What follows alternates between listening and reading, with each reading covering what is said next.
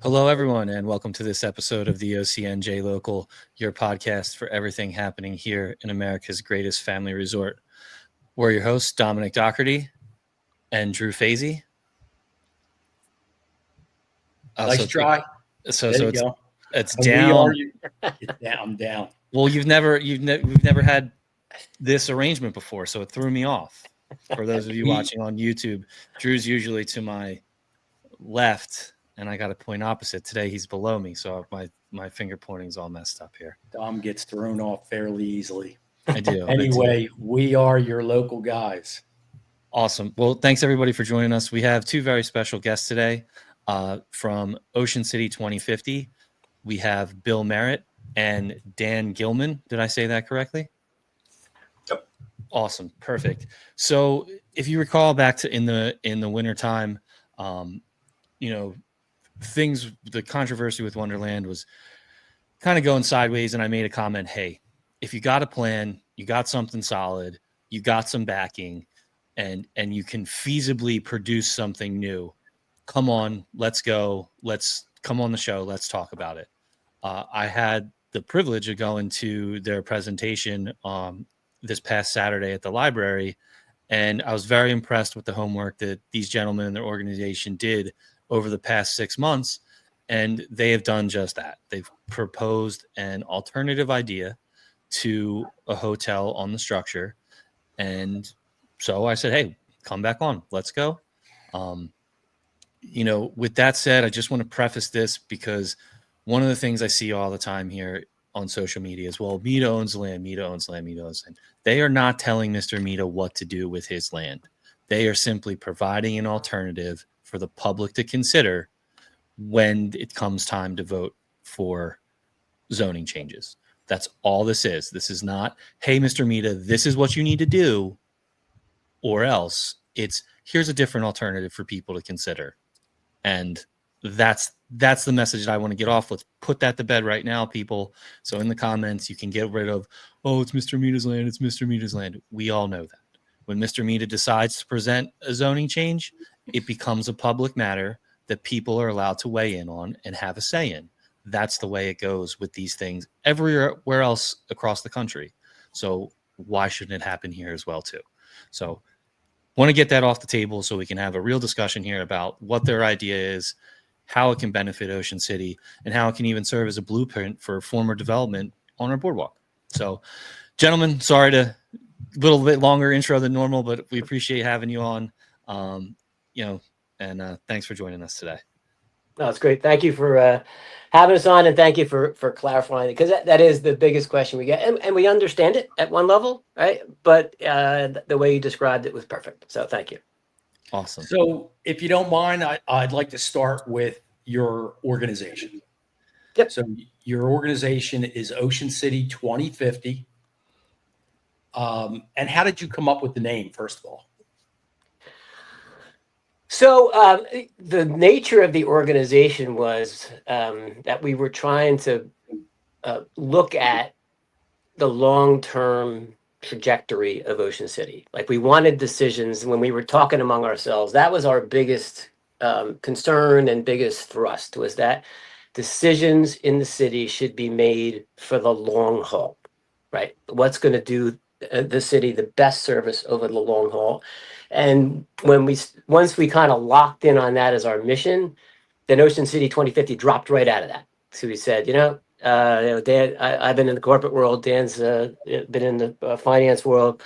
A good 25-year planning horizon. It's pretty far out, but that's actually what cities do. Because you think about, cities move kind of slow. And so unlike a corporation that can, have a 5-year plan because it can pivot 4 times in that 5-year period, cities don't do a great job of pivoting. So you need to have a good, solid, long-term plan. So that's how the name came out. Gotcha. And what's the structure of the organization? Are you a registered 501c3? No, we're not, and we're not for a reason. So 501c3s are great because you can get charitable contributions and the like, but they're constrained in terms of their ability to lobby, and they're constrained in their ability to endorse candidates. And we didn't really want to have any constraints on the group. So we wanted to be able to, because one of the things about good government is good people, right? And so if we want to get behind a candidate, we want to be able to do that without the constraints of a 501c3.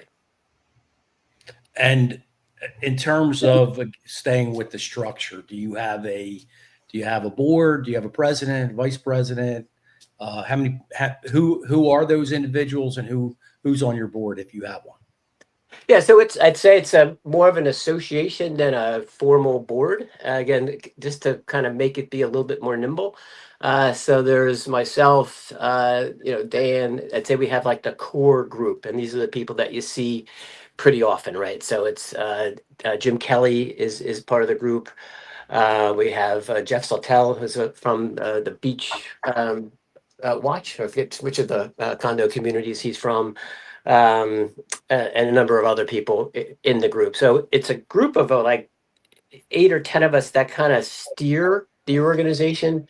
But then we just have a lot of other people that gather with us as we go through different things. So as an example, on the event on Saturday, we probably had 10 or 12 other people who just came in to help. So it's a little looser structure, but it's looser for a purpose so that we're more nimble.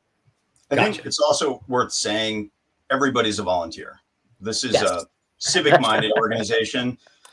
There's no economic goal here. Nobody has a stake in any development. No one's a real estate, broker, seller, builder. We're all volunteers. We're doing all this pro bono. We're just doing this with a civic goal, not an economic goal.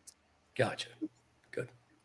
And so at one point, Bill, I know you were involved with the Save Wonderland group, and you apparently broke away from that group. Why the new group? Why break away from Save Wonderland? Yes. So I was. Well, we lost him. Well, he didn't like that question, apparently. I know. Like, what was that hard a question either? No, I think it's worth noting though that there's not one group, there's not one voice, right? I think on the development side, we get that everything goes to the landowner, right? It all kind of rolls in that direction. For the folks that are concerned about what could be the next phase or the next part of what happens on the boardwalk, there's probably 5 or 6 different groups, maybe some loosely overlapping, but it's not one group. No one speaks with one voice. You'll hear different agendas. They may be conflicting agendas. You may see different people on Facebook. They all have different opinions. There really isn't, a unified group. And there's a lot of different interests, right? And a lot of different people with different opinions, and they've kind of formed their own groups and organizations. So Ocean City 2050 is one of them, and Save Wonderland is one of them. And, and there's other interested parties as well. Sure. So I dropped Bill out. I sent him an email to come back in. So hopefully he comes back in. Sure. Bill, we've talked before. Dan, one of the things that I found that was really interesting was the background that you bring to the table in this. So before we get into the plan, can you kind of just give us a quick, 30,000 foot view of your professional role here? Sure. So I'm in my mid 50s. I spent 3 decades on Wall Street as an investment banker and an investor, private equity investor, doing almost entirely public-private partnerships, doing deals that were, municipally owned assets. I ran a public finance team at Citigroup. I ran a public finance team at Jefferies. And 5 years ago, I started my own business acting as a financial advisor to developers all around the country, helping them with financial analysis on large development projects, sort of $300 to $500 million multi-mixed use projects all around the country. I'm in Ocean City right now. We have a house on Plymouth. My wife's 4th generation Ocean City. Our 4 kids are 5th generation. So we bought a house here a little over 10 years ago, and all the kids have, worked on the boardwalks. They've all been taggers. They, have sold, rented Burt's umbrellas and done hair braids. And we love Ocean City. When the Wonderland part came up, my wife took me aside and said, "Hey, listen, Wonderland. Like, I grew up with this. It's just super near and dear to my heart. I really don't want to see it go away. Can you help out and see if we can get, like, this is what you do. So, get involved." And so I started talking to people and just providing like some perspective that I get from doing these kinds of deals and working on these kinds of projects. I've done, I don't know, dozens of them all around the country. And then I met Bill, and he said, "Well, you're really accretive to the team here." So I've been helping out pro bono. I've had some of the folks at my company have thrown in some time and some resources pro bono, and we've all just been just trying to help get some financial rigor and some financial analysis around this. I think there's a lot of, I try not to spend too much time in the Facebook groups, but there's a lot of just misinformation or people who don't really understand the process or don't understand how projects of this size, get done typically in other municipalities, and what sorts of things, the city could be doing, should be doing, could be negotiating for. And so I think for Bill and for me, it's just trying to bring some financial rigor to this and trying to bring some good process to it, and hope we get a really good outcome for the city. Hey, I'm back. Bill, welcome back. How many years are we into this stuff? And the thing just like dropped like a rock, and I'm like, what the heck? So good timing coming back, Bill. Yeah. I think for those people who have not seen your presentation either on Saturday or on YouTube, can you give us kind of an overview of what you presented on Saturday? Absolutely.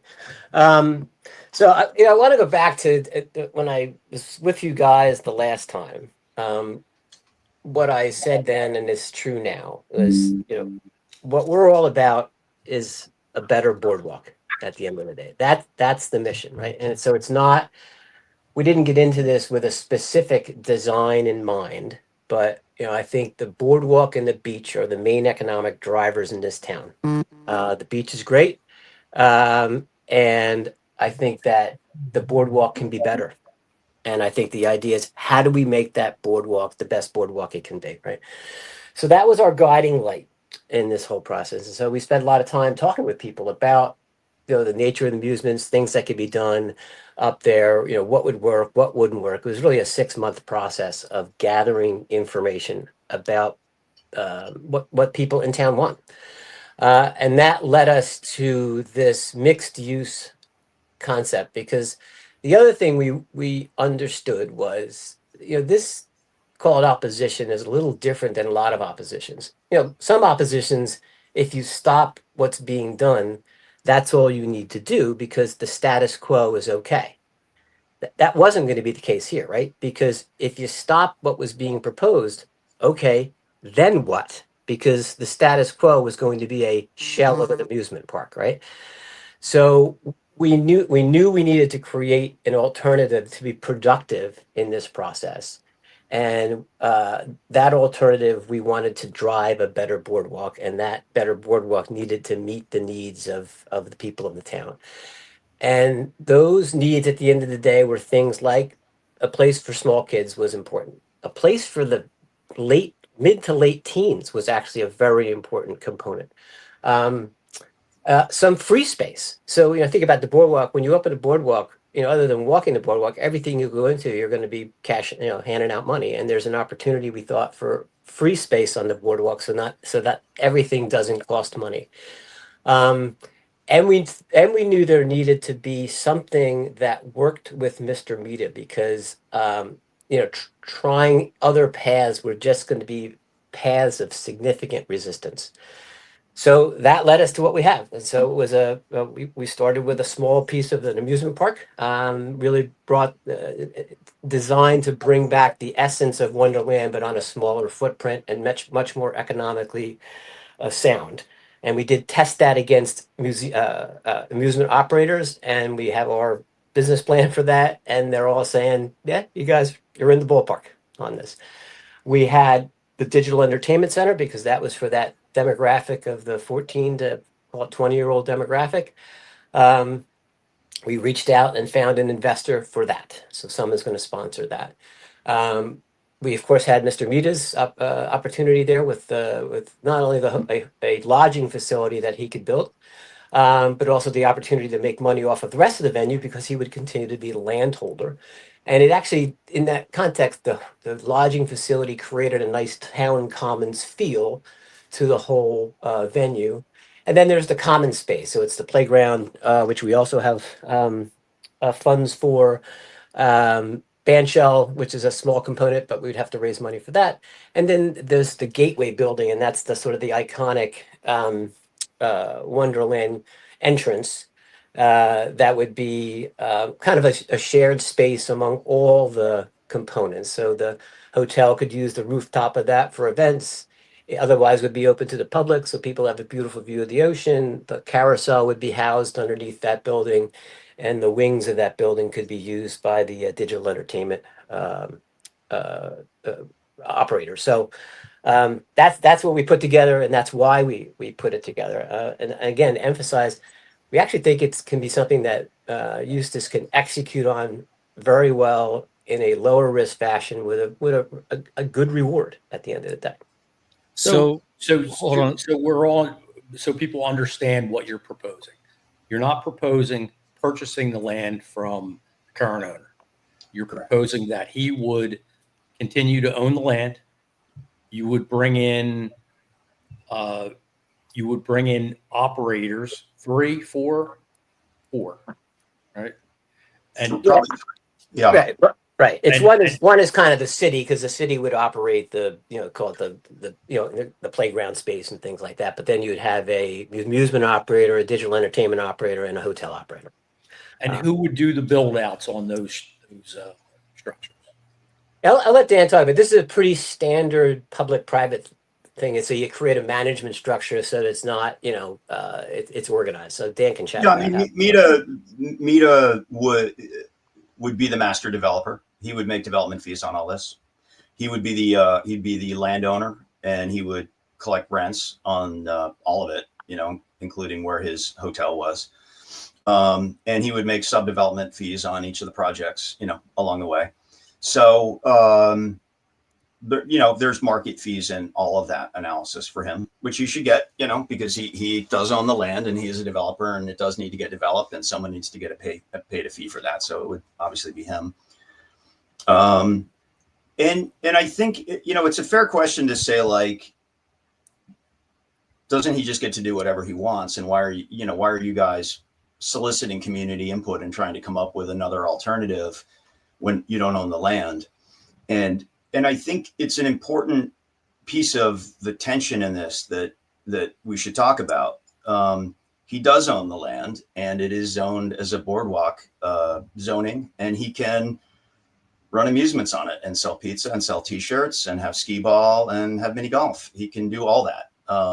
If he wants to do something else, like go vertical or put in beds, for a hotel or for condos or for any kind of residential anything, he needs the approval of the town. And then it becomes a public matter, because elected officials of some form will be approving it, and the elected officials ultimately are supposed to, be responsive to the people who put them into office and who pay their salaries, and they took an oath to do that. And so their vote should represent the community, and the community's input should be part of the process. And I think our initial frustration, or my initial expectation, was like, oh, okay. Honestly, I was surprised when I saw that Mita had bought the land, because typically what developers do is they option the land, right? You don't buy the land and then try and get the zoning, or what we would say the entitlements, changed, right? Because you've lost a lot of leverage with the city, because your leverage is supposed to be, well, if you don't give me the entitlements, I'm not going to develop. But he already owns the land, so he's kind of lost a little bit of the leverage with the city there. Typically what happens is, you come in for an entitlement change, and then that turns into a negotiation with the city, where the city says, well, we're going to have some public meetings, and these are some of the things that we want, and we know what you want. And now let's come up with a master, development agreement that will give you a limited zoning variance in return for some concessions for the city. And that's how all these deals are, that's how they get done, right? And that creates the tension in the deal between the developer wanting to get the zoning change and the city wanting to approve that and allow some development to move forward, but also respecting how they want the city to grow and getting economic and other concessions from the developer along the way. That's just how these deals always play out. And that's what you're suggesting would happen here, because as we know, a hotel is does not fit the on boardwalk zone. So the zoning would have to be negotiated to allow that. Right. And I think,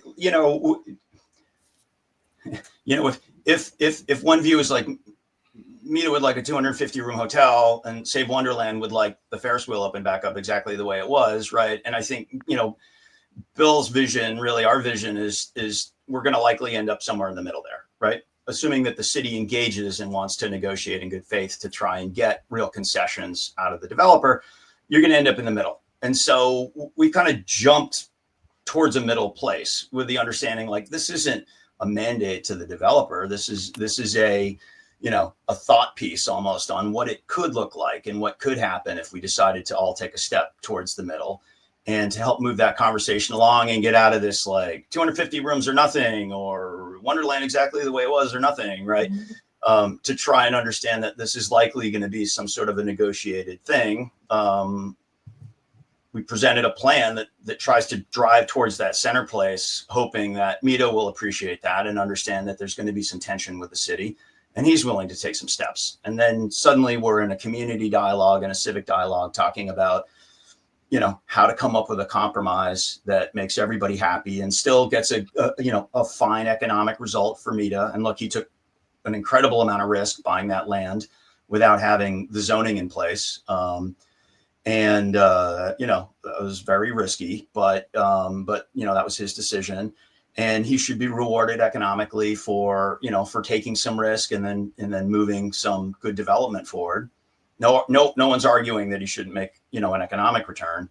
I think the rehabilitation zone is incredibly one-sided in his favor, and very concerning that, there doesn't feel like there's a lot of tension in that piece.